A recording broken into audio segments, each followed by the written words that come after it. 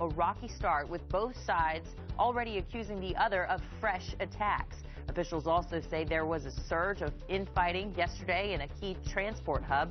Despite this, they still believe the truce is holding and the next 48 hours are crucial. This week's peace deal aims to end a civil war that's claimed more than 5,400 lives since April last year. Clayton?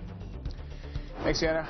Well, the Obamacare debate hitting college campuses. Cornell University students will be soon saddled with an extra $350 penalty fee for having their own private insurance. If they decide that they don't want the university's program, that's the fee they'll have to pay. So outraged students stormed the university president's office in protest. Watch.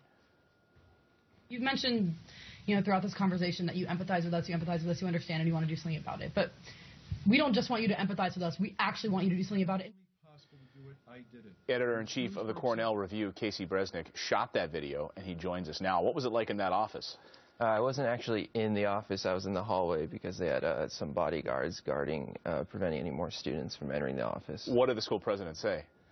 Basically, that was actually a 40-minute confrontation between about 20 to 30 students, angry students, mostly the liberal left-wing students, and the university president. And basically, he heard all their grievances, everything they had to say, and not only were they just criticizing him for the fee, but then they just laid basically every single grievance under the sun that they have against him. So explain this fee. Why are these kids so outraged? Right. So last week, Thursday, President Scorton of the university sent an email to all students basically explaining there's this $350 fee, the student health fee, that's going to be levied on all students who do not purchase SHIP, which is Cornell's student health insurance plan. So basically that'll affect about 70% undergrads. And the fee is just going to pay for expansion of health services and also to help pay back debt that Cornell has that it took out to pay for the expansion of health services. And students erupted, outrage because another cost to go to Cornell is a fee, so financial aid won't cover it. Right, and tuition increases about 4%. Right. So they're making a lot of money. Cornell's not cheap. They're making a lot of money.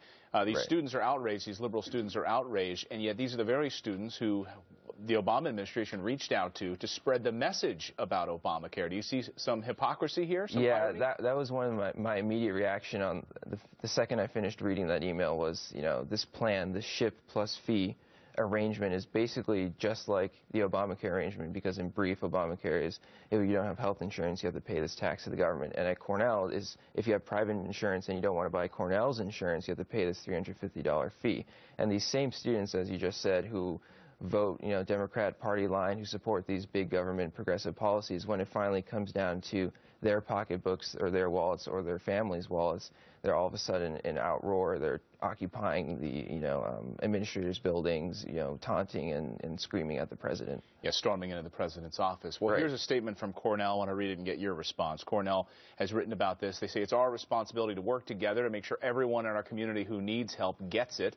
That's a burden and benefit we all share. What do you make of that? Well, I mean, yes, obviously, if there are people sick on campus, they should get health care, because back in 2009, 2010, one of the reasons why the cost went up is because there were 1,500 cases of H1N1 virus at Cornell, and that's why they increased staffing. But I think there are 2 points here. One, it's kind of this flawed philosophy that you need to redistribute wealth from some families or some students to pay for others, and that's what they initially tried to sell it as.